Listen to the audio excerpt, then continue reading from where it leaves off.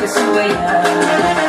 kii aan ku dhigilahaa baan kasugaya kii aan ku dhigilahaa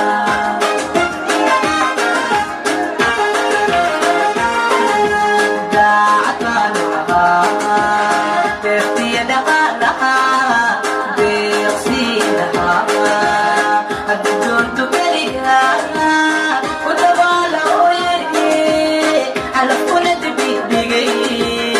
baan kasugaya kii aan ku dhigilahaa baan kasugaya kii aan ku dhigilahaa baan kasugaya kii aan ku dhigilahaa baan kasugaya kii aan ku dhigilahaa baan kasugaya kii aan ku dhigilahaa baan kasugaya